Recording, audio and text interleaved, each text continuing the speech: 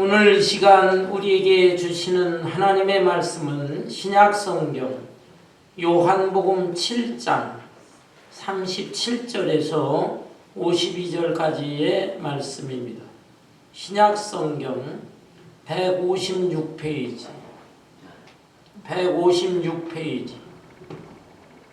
요한복음 7장 37절에서 52절 끝절까지 제가 한 절 여러분 한 절 교독하겠습니다. 명절 끝날 곧 큰 날에 예수께서 서서 외쳐 이르시되 누구든지 목마르거든 내게로 와서 마시라. 나를 믿는 자는 성령의 이름과 같이 그 배에서 생수강이 흘러나오리라. 이는 그를 믿는 자들이 받을 성령을 가리켜 말씀하신 것이라. 예수께서 아직 영광을 받지 않으셨으므로 성령이 아직 그들에게 계시지 아니하시더라. 이 말씀을 들은 무리 중에서 어떤 사람은 이 사람이 참으로 그 선지자라 하며 어떤 사람은 그리스도라 하며 어떤 이들은 그리스도가 어찌 갈릴리에서 나오겠느냐. 성경에 이르기를 그리스도는 다윗에서 또 다윗이 살던 마을 베들레헴에서 나오리라 하지 아니하였느냐. 예수로 말미암아 무리 중에서 쟁론이 되니 그 중에는 그를 잡고자 하는 자들도 있으나 손을 댄 자가 없더라. 아랫사람들이 대제사장들과 바리새인들에게로 오니 그들이 묻되 어찌하여 잡아오지 아니하였느냐.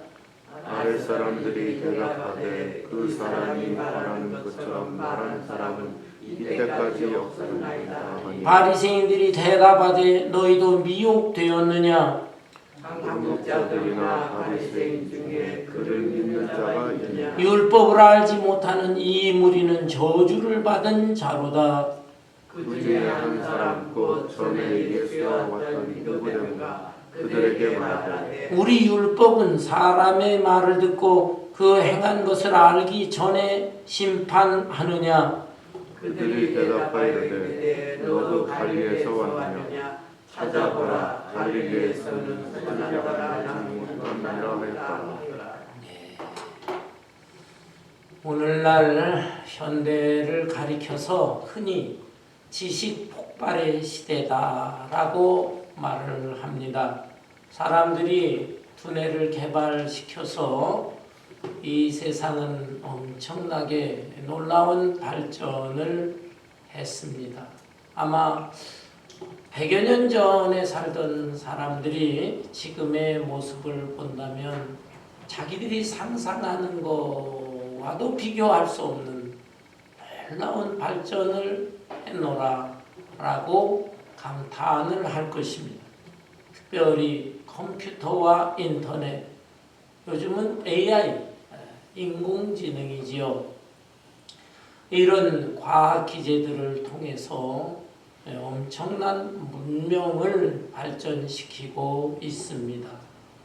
그렇지만 이에 비해서 사람들의 마음, 인간성은 얼마나 변했는가, 얼마나 성숙해졌는가 라는 점을 생각을 할 때 전혀 그렇지 못한 것 같습니다. 오히려 옛날 사람들보다 더 개인주의, 이기주의에 빠져 있습니다. 자기 욕심만을 챙기려고 하고 있습니다. 사람과 사람 간의 갈등, 마찰이 심해집니다. 그리고 이 사회에도 각종 범죄가 난무하고 더 나아가 나라와 나라 간에도 무시무시한 전쟁들이 발생하고 있습니다.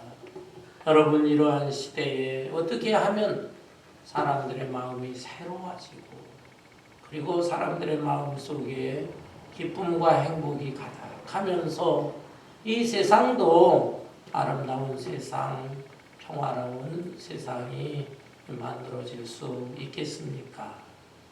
큰 과제가 아닐 수가 없습니다. 오늘의 본문 말씀은 예수님께서 유대인의 명절 초막절에 말씀하신 내용입니다. 초막절은 이스라엘의 6월절, 오순절과 더불어 3대 명절 중에 하나입니다. 이 초막절이 되게 되면 이스라엘 사람들은 7일 동안 이 명절을 지킵니다.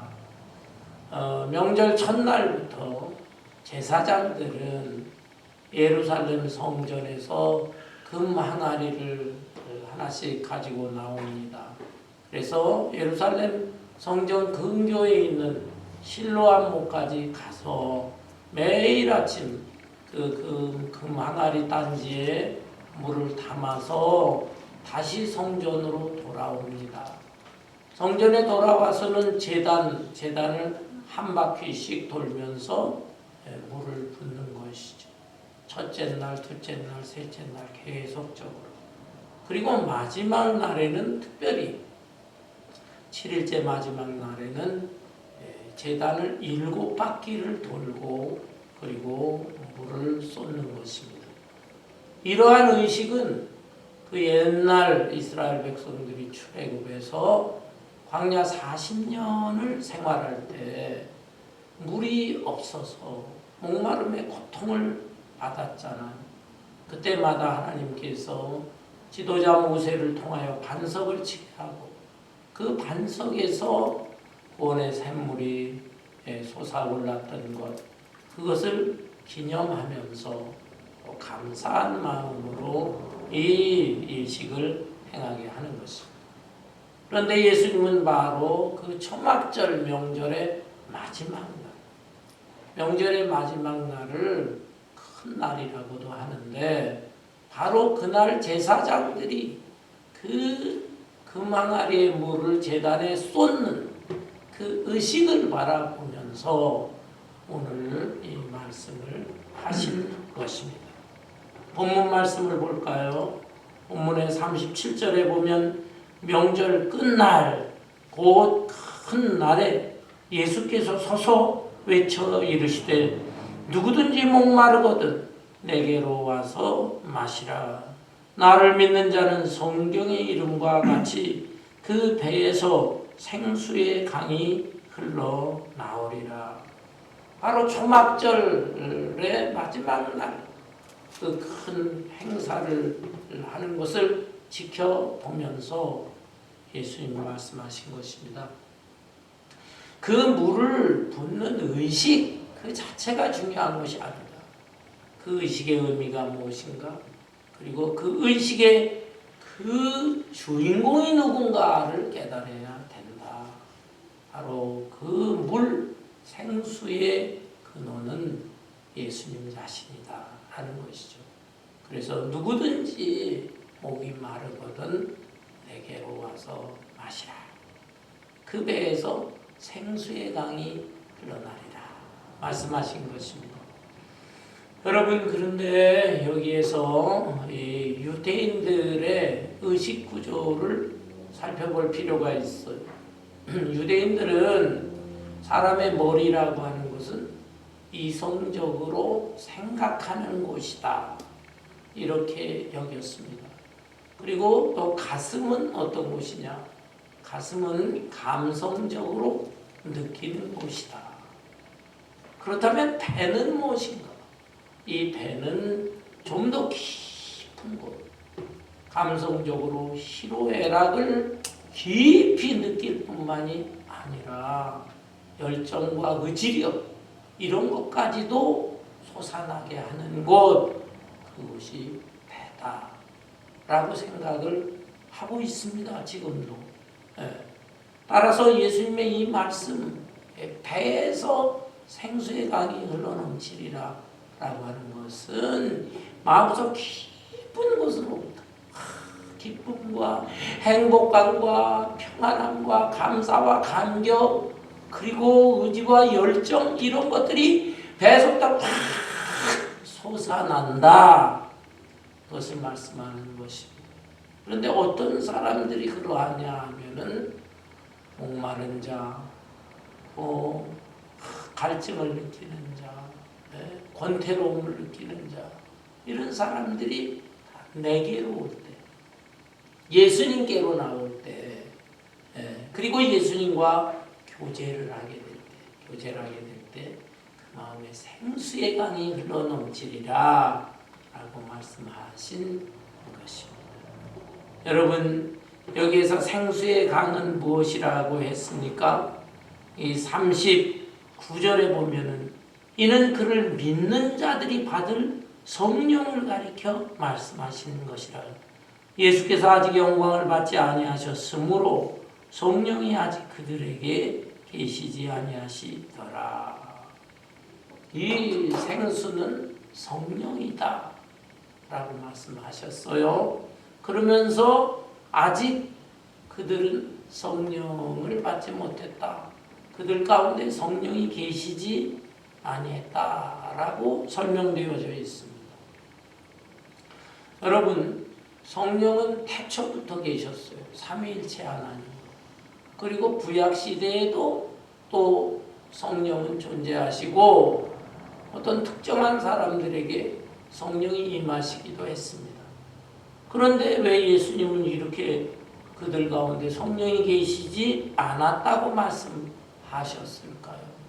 그것은 바로 예수님이 십자가에서 죽으시고 다시 부활하시고 하늘로 승천하신 다음에 오순절날 성령을 보내시잖아요. 그 성령 강림절, 그때 그 성령이 임하시는 것이 아직 도래하지 않았다라는 것입니다. 그렇다면 그 성령이 도래해서 성령이 사람들에게 계시면 어떤 현상이 벌어질까요? 구약시대에 성령을 체험한 사람들이 있어요. 특별한 사람들. 그러나 그들에게 성령이 임하셨다가 그들이 교만하거나 죄를 지으면 성령이 또 떠나가셨습니다. 그렇지만 오순절 성령이 강림하신 이후에는 한 번 어떤 사람의 마음속에 성령이 내주하시면은 그 다음에 그 성령은 떠나시지를 않는 것입니다. 계속 그 사람에게 성령이 머무르고, 만일 그 사람들이 실수하고 죄를 짓고 잘못하게 되면 성령이 떠나시지는 않지만 그 마음속 영 속에 계시면서 근심하고 탄식하신다라고 하신 것입니다. 따라서 바로 그 성령 강림, 그때는 아직 오지 아니했다. 그러나 앞으로 내가 하늘로 승천하고 하게 되면은 성령을 보낼 것이다. 그것을 미리 말씀하신 것입니다. 그러면서 이 성령의 능력이 얼마나 대단한 것인가. 성령이 충만하게 됩니다. 그 배에서 생수의 강이 흘러넘치리라. 여러분, 사막 여행을 하는 분들 중에 가끔 조난을 당하는 사람들이 있어요. 사막에서 조난당한다고 하는 것은 굉장히 위험한 것입니다. 다른 무리들과 떨어져서 혼자 사막길을 걷게 될 때 그 뜨거운 태양빛을 맞아야 됩니다. 그리고 모래밭 같은데 발이 푹푹 빠지면서 걸어야 되는데 몸이 얼마나 지치겠어요. 그리고 탈진, 탈수 현상이 일어나면서 정신도 혼미해지는 것입니다. 그렇지만 그러다가 이 사람이 아주 멋진 야자수라든지 또는 물샘을 발견할 때가 있어요. 얼마나 반갑겠어요. 너무나 기뻐서 있는 힘을 다해서 그곳으로 달려갑니다. 그런데 막상 와보니까 그런 것들이 전혀 없는 거예요. 아무것도 없어요. 그것을 신기루라고 하는 것입니다. 신기루를 본 것입니다. 왜 그렇습니까? 신기루라고 하는 것은 햇빛이 아주 강렬해서 이 사막의 모래가 뜨거워지고 공기의 질 밀도가 심화되게 될 때 거기에 그냥 이렇게 흐릿흐릿하게 헛것으로 보여지게 하는 것. 그것이 신기루예요. 사막에 조난당하는 사람들이 신기루를 보게 될 때에 너무너무 더 낙심하게 된다는 거예요. 헛것을 보고 달려왔는데 아무것도 없으니까 얼마나 허탈하겠습니까? 완전히 그냥 절망에 빠지고 기진맥진하게 빠지는데, 그러나 그러다가도 또 계속 인내 끈기로 걸어가게 될 때 이번에는 진짜 물샘을 발견하는 것입니다.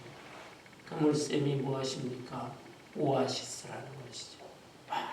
그 오아시스 샘물을 발견할 때 얼마나 마음이 기쁘고 반갑고, 그 물을 마시게 될 때 정신이 번쩍 들고 몸도 활력을 얻게 되는 것입니다. 여러분, 오늘날 많은 사람들 인생을 살아가게 되는데, 인생이라고 하는 것은 어떤 면에 사막길을 가는 것과 같습니다. 그런데 나의 권태로움과 또 지치고 짜증나는 것, 답답한 것, 이것을 무엇으로 채울 수 있을까? 돈과 지식과 명예와 인기와 이런 것들을 다 구하지만, 그러나 그런 것들이 내 영혼에 만족을 주지 못합니다. 그런 것들은 다 신기루와 같은 것입니다. 일시적으로 기쁘고 일시적으로 좋고 행복도 주는 것 같아요. 그러나 그것이 근본적으로 우리의 죄의 문제라든지 인생의 삶의 권태라든지 방황하는 것이라든지 그것을 해결해 주지를 못하는 것입니다. 물론 궁극적인 영생의 길로도 인도해 주지 못하는 것입니다. 우리는 온전한 오아시스를 만나야 됩니다. 그 오아시스, 생수의 근원은 예수님이고, 또 그 생수는 예수님의 영인 성령의 충만함입니다. 배에서 생수의 강이 흘러넘친다는 것, 그것은 성령이 충만하다라는 것입니다. 예수님이 이 말씀을 하시게 됐을 때 그곳에 모여있는 무리들이 있습니다. 초막절 행사에 참여한, 그 예배에 참여한 사람들, 무리들, 그곳에 있는 종교 지도자들, 그들이 반응을 합니다. 우선 거기에 있는 일반 백성들 같아요. 그 무리들 중에 어떤 반응이 있나 보세요. 40절에 보면 이 말씀을 들은 무리 중에서 어떤 사람은 이 사람이 참으로 그 선지자라 하며 예수님에 대해서 아주 긍정적인 반응을 보인 사람들이에요. 와, 예수님의 말씀을 들으니까 참 놀라운 말씀을 하는 것입니다. 자기들 마음에도 와닿습니다. 그래서 구약 성경에 예언된 그 선지자가 아닐까. 곧 여기 그 선지자는 아마 모세와 같은 선지자가 아닐까. 구약 성경 신명기서에 보면은 그 말씀, 모세와 같은 위대한 지도자, 또 지도자이면서도 선지자예요. 선지자는 하나님의 계시를 직통으로 받아서 전하는 사람. 그 모세와 같은 선지자에 대한 말씀이 나오는데 바로 그 선지자 모세 같은 자가 아닌가라고 주장합니다. 뿐만 아니라 그 선지자는 엘리야 같은 사람, 이렇게도 이해할 수가 있어요. 왜? 구약 성경 마지막 책 말라기서에 보면은 앞으로 이제 이 엘리야와 같은 엘리자가 다시 오실 것이다, 이런 말씀이 예언되어 있습니다. 엘리야는 죽지 않고 하늘로 승천했어요. 그렇지만 그 엘리야가 직접 이 땅에 온다는 뜻은 아니고 엘리야 같이 위대한 선지자가 나타날 것이다 라는 예언이에요. 그 엘리야는 예수님께서 세례 요한으로 칭해 주셨는데, 이 사람들은 정확하게 알지 못하니까 말라기 선지자가 예언한 앞으로 오리라고 한 그 선지자가 엘리야가 바로 예수님이 아닐까, 이런 반응을 보인 것입니다. 그뿐만이 아닙니다. 41절에 어떤 사람은 그리스도라 하며, 이 사람은 더 긍정적인 반응, 더 발전된 생각을 하고 있습니다. 선지자 정도가 아니라 그리스도다. 그리스도는 헬라 말이고 히브리어는 메시아예요. 똑같은 말이에요. 메시아, 우리를 진정으로 구원해 주실 메시아인가 보다 라고 반응을 보였습니다. 그랬더니 그 무리들 중에 어떤 사람들은 이번엔 부정적인 반응을 보이는 사람들도 있었습니다. 여기 41절 중간에 보니까 어떤 이들은 그리스도가 어찌 갈릴리에서 나오겠느냐, 성경에 이르기를 그리스도는 다윗의 씨로 또 다윗이 살던 마을 베들레헴에서 나오리라 하지 아니하였느냐. 사실이죠. 구약 성경 미가서 5장 2절에 보면 유대 땅 베들레헴은 작은 마을 같지만 그곳에서 귀한 목자가 나온다. 메시아에 대한 예언이죠. 그 예언의 말씀을 이 무리들은 알고 있습니다. 다만 예수님이 베들레헴에서 탄생하신 것을 모르고 있는 것 같아요. 예수님이 그곳에서 탄생하시고 그 이후에 어린 시절 그 헤롯의 핍박을 피하기 위해서 애굽으로 갔다가 애굽에서 다시 이번에는 이스라엘 북쪽 갈릴리로 가서 거기서 성장하셨거든요. 그러니까 갈릴리 사람, 갈릴리는 더군다나 가난한 사람들, 아주 천민들 사는 그런 곳이 갈릴리입니다. 그런데 거기에서 성장한 저 사람이 어떻게 메시아가 될 수 있겠느냐? 반론을 피우는 그런 사람도 있었던 것입니다. 43절에 보면 예수로 말미암아 무리 중에서 쟁론이 되니 서로 긍정적인 반응, 부정적인 반응, 쟁론이 생겼습니다. 그리고 44절에 그 중에는 그를 잡고자 하는 자들도 있으나 손을 대는 자가 없었더라. 예수님을 붙잡으려고 온 사람들도 있었어요. 체포한 우리들을 체포하려고 왔어요. 그런데 감히 예수님을 체포하지 못하는 것입니다. 이 사람들은 누군가? 바로 그 성전을 관리하는 대제사장들, 그리고 당시에 아주 종교적으로 우월한 위치에 있던 바리새인들, 이런 사람들이 보낸 아랫사람들, 경비병들을 말합니다. 성전의 경비병들이에요. 45절 아랫사람들이 대제사장들과 바리새인들에게로 오니 그들이 묻되 어찌하여 잡아오지 아니하였느냐. 아랫사람들이 대답하되 그 사람이 말하는 것처럼 말하는 사람은 이때까지 없었나이다 하니. 와, 대제사장들과 종교 지도자들이 명령을 해서 그 아랫사람들, 성전의 관리인들, 그들에게 예수님을 붙잡아라, 저 예수 붙잡아봐라 명했어요. 그래서 가봤더니 예수님이 설교를 하시는데 놀라운 설교를 해요. 지금까지 들어보지 못했던 아주 영적인 가마력이 있는 설교, 그 설교에 감동을 받고 예수님의 말씀에 그 권위 있는 말씀, 권위 있는 말씀에 움츠러드는 것입니다. 그 감히 예수님 근처에 와서 예수님 붙잡아갈 생각을 못한 거예요. 그리고는 돌아가가지고 지금 대제사장들과 바리새인들 왜 그냥 왔느냐 했더니 저희들이 지금까지 들어본 설교하고는 다릅니다. 엄청나게 권위 있고 감동이 있고 저희들에게 도전이 되는 말씀을 주십니다.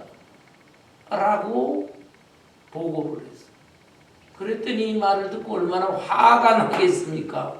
이 종교 지도자들은 예수님을 미워하는 자들, 시기 질투하는 자들인데, 그래서 47절에 보니까 바리새인들이 대답하되 너희도 미혹되었느냐? 당국자들이나 바리새인 중에 그를 믿는 자가 있느냐? 율법을 알지 못하는 이 무리는 저주를 받은 자로다. 너무너무 화가 나니까 막 그냥 그 아랫사람들, 경비원들에게 폭언을 합니다. 이 무식한 것들, 이 율법을 알지 못하는 자들, 저런 예수, 지금 세상을 요동치게 하는 저 예수를 분간을 못하고 붙잡아오지 못한단 말이냐. 이 무식한 자들아 하면서 아주 경멸을 하고 저주까지 했다라는. 그런데 이들이 얼마나 잘못된 것입니다. 율법을 많이 알고 지식적으로 우월한 위치에 있고 하는 것 같지만 이 사람들은 정작 율법의 표면적인 것만 알지 율법 속에 있는 깊은 뜻, 그 모든 율법이 다 지금 예수님에게 초점 맞춰져 있고 또 선지자들이 예언한 그 말씀도 예수님에게 초점을 맞추고 있는데 그런 뜻은 알지를 못하는 것입니다. 너무너무 교만한 자들, 우월감에 빠진 자들, 그리고 그 갈릴리 출신들이라고 하는 그 편견에 사로잡힌 자들, 이런 마음으로 마음속에 가득 차 있어요. 예수님 때문에 자기들의 위치가 흔들리지 않을까, 이런 시기 질투심도 있고, 이런 상태에서 그들은 예수님을 인정할 수가 없었던 것이죠.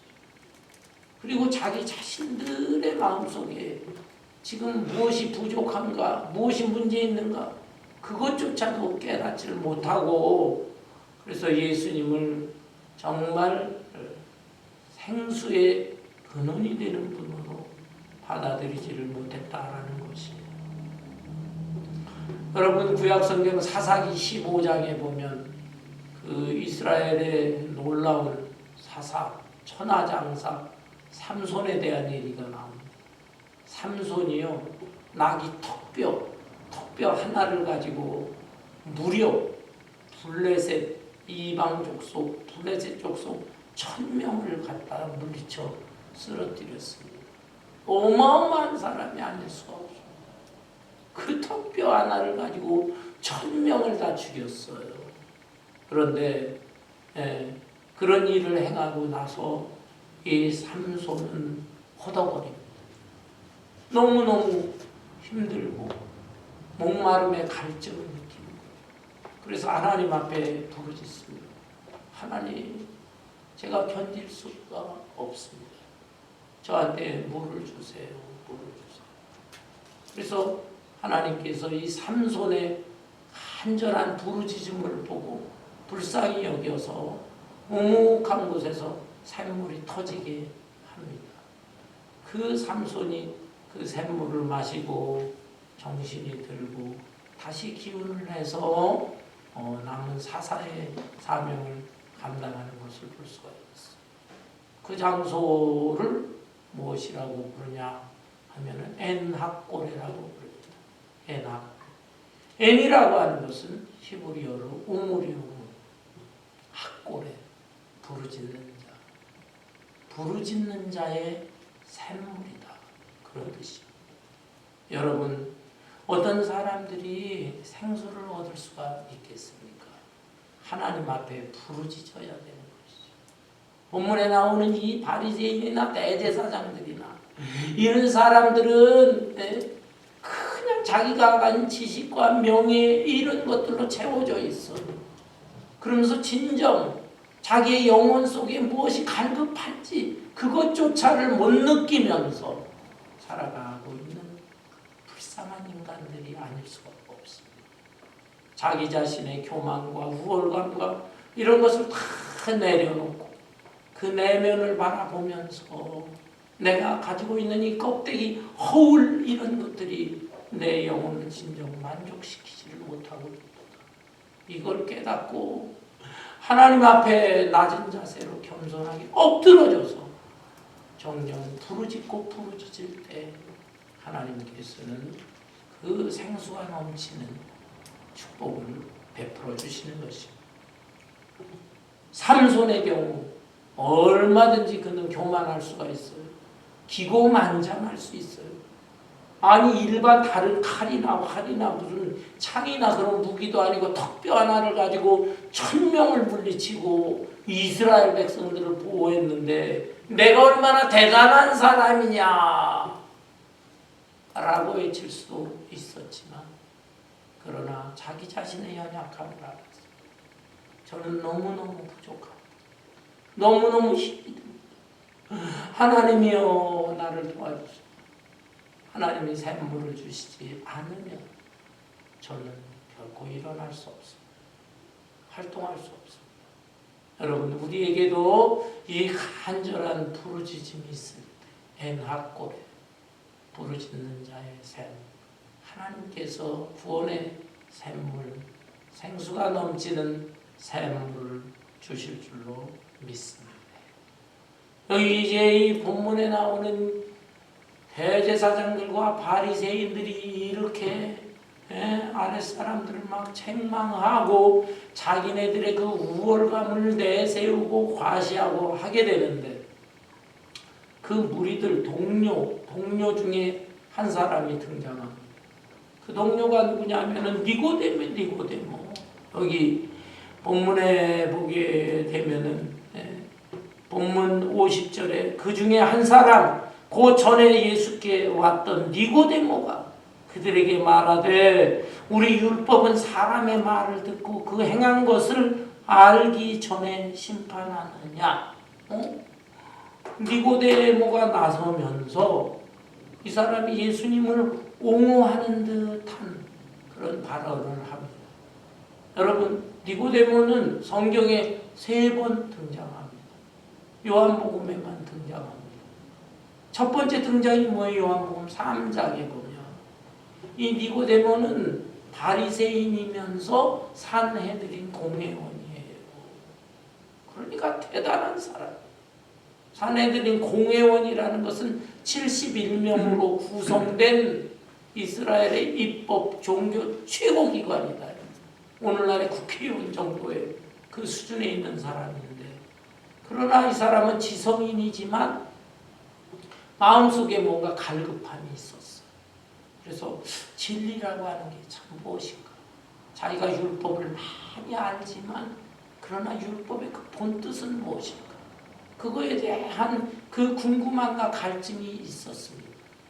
그래서 예수님을 찾아온 것인데, 대낮에는 사람들의 눈이 있잖아요. 눈이 무서워서 밤중에 몰래 예수님을 찾아왔습니다. 그런데 예수님께서는 이 니고데모가 왜 자기를 찾아왔는가를 아셨어요. 그래서 니고데모를 바라보시면서 사람이 물과 성령으로 거듭나지 않으면 하나님 나라를 볼 수 없느니라 라는 이해하기 쉽지 않은 그런 말씀을 했어요. 이 니고데모는 아니 사람이 이렇게 태어나 어른이 됐는데 어떻게 저 같은 사람이 다시 모태로 들어갔다 나올 수 있습니까? 물과 성령으로 거듭나라니요. 그 말귀를 못 알아듣는 거예요. 그래서 예수님이 참 답답해하는 것입니다. 예수님의 말씀 물과 성령 거듭난다는 건 물은 무엇이? 씻는 겁니다. 죄를 씻어야 된다. 네가 중심으로 죄에 대해서 회개해야 된다. 회개. 성령은 하나님의 은혜로 주시는 거예요. 네가 은혜를 받아야 된다. 하나님의 영이요, 예수 그리스도의 영이요, 진리의 영인 성령을 받아야 된다. 그래서 죄를 참회하고 성령을 받게 될 때 네가 새로 거듭나게 된다. 거듭날 때 하나님 나라, 천국, 영원한 천국뿐만 아니라 지상에서 하나님이 존재하시고 통치하시는 곳이 하나님 나라. 이 하나님 나라를 네가 눈으로 보고 하나님 나라의 백성이 될 수 있다라는 영적인 놀라운 말씀을 하시고, 이 니고데모는 예수님의 말씀을 듣고 마음속에 큰 도전을 받았을 것입니다. 그리고 집으로 돌아가서 고민을 많이 했을 것 같아요. 그러다가 니고데모의 얘기가 3장에서 잠깐 나오고 안 나오다가 본문 7장에 나오는 것입니다. 그러면서 이 바리새인들과 대제사장들이 예수님에 대해서 아주 못된 말을 하고 또 예수님에 대해서 감동을 받은 사람들을 멸시하고 하는 말을 듣고 예수님을 살짝 옹호하듯이 말합니다. 우리가 지금 율법주의자들인데 우리의 율법이라는 것은 다른 사람의 말을 들어보지도 않고 그 사람의 행실을 보지도 않고 함부로 판단하느냐? 라고 말합니다. 야, 요한복음 3장 때 예수님으로부터 받았던 충격, 그것으로 많이 고민을 하면서 조금 이렇게 열린 마음이 생기고 믿음도 약간 자라난 것 같아요. 그렇지만 아쉬운 마음이 있습니다.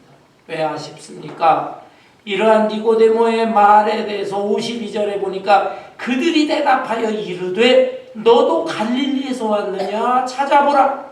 갈릴리에서는 선지자가 나지 못하느니라 하였더라. 너도 갈릴리 출신 예수와 한패가 되려느냐? 정신 차려라. 예수는 갈릴리 천민이고 갈릴리 같은 데서 위대한 선지자가 나올 수 없다. 메시아라고는 아예 인정도 안 해요. 선지자 정도로 생각해 보는데 그것도 갈릴리 출신은 없다라는 거예요. 그런데 사실 그들은 성경을 그들이 많이 안다고 그러지만 정확하게 모르는 것입니다.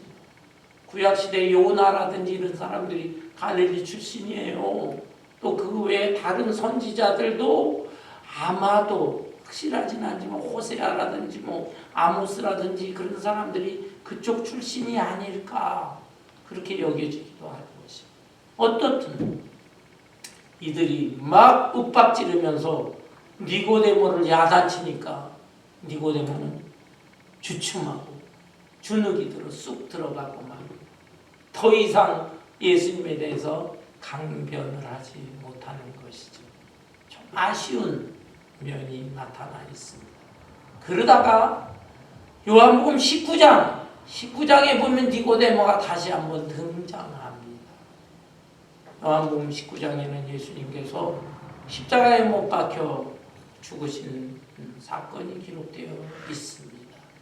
십자가에 죽으신 후에 장례를 치러야 되는데 제자들은 비겁하게 무서워서 자기들만 살겠다고 도망을 쳤습니다.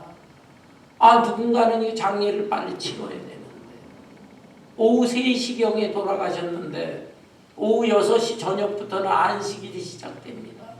안식일이 시작되면은 장례를 치를 수가 없어요. 시체를 부정한 것으로요. 그 3시간 짧은 시간인데 예수님의 장례를 위해서 참 숨어있던 제자라고 할 수 있는 두 사람이 등장합니다.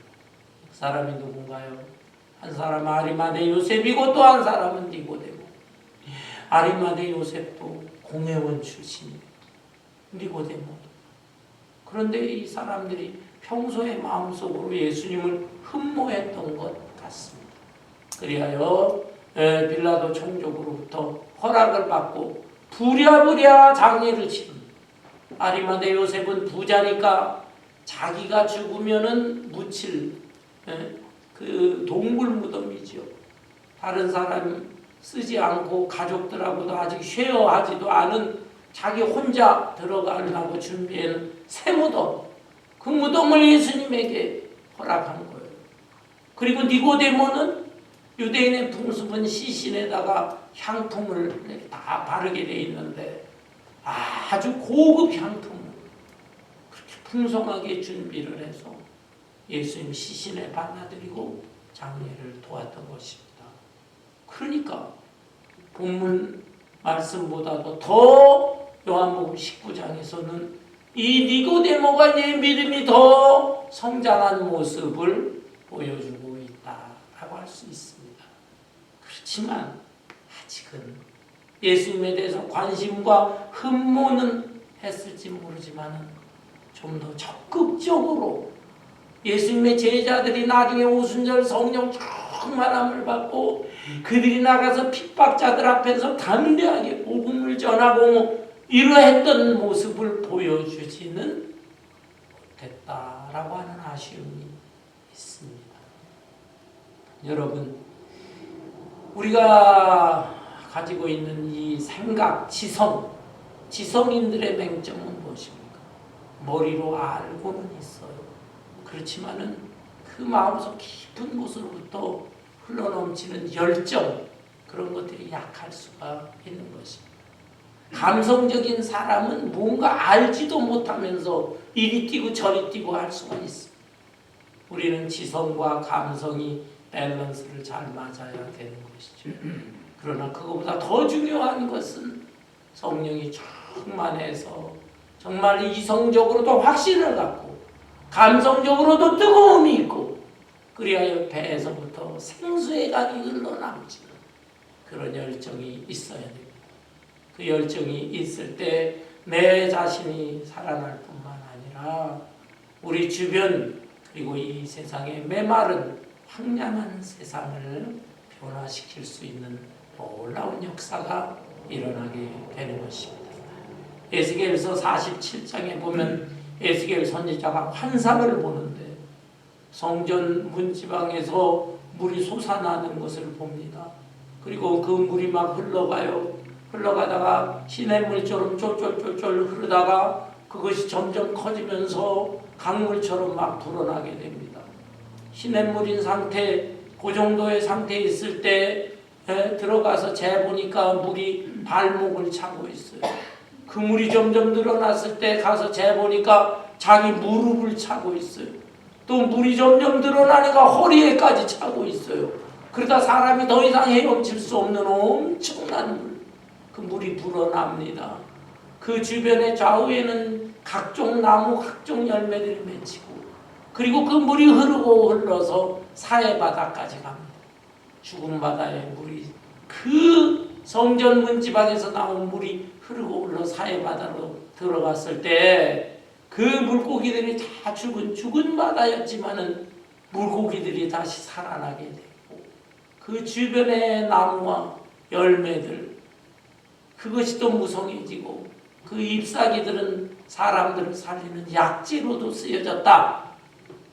이런 내용들이 나타나 있습니다.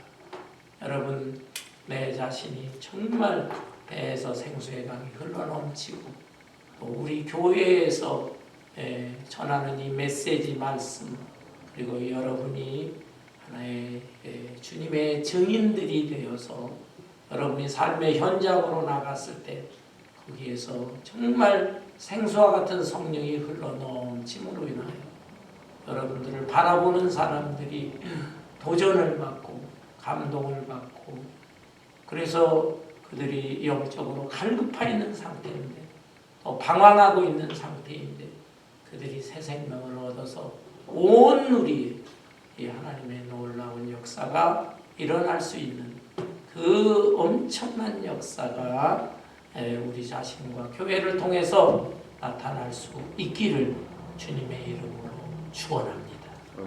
찬송